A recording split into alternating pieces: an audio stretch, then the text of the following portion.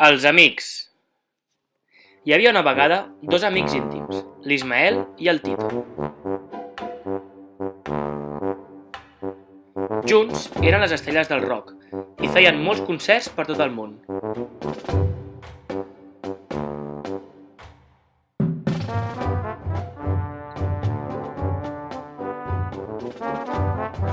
Hi havia molta gent que volia anar als seus concerts.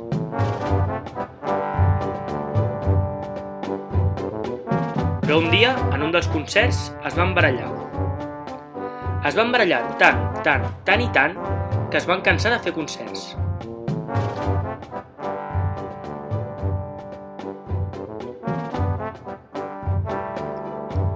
Després de 3 mesos, es van trobar en un supermercat.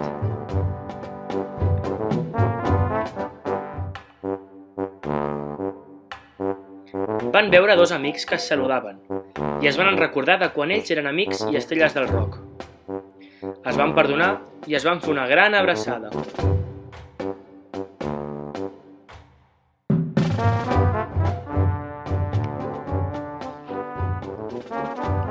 A dins del supermercat van veure una PlayStation 4.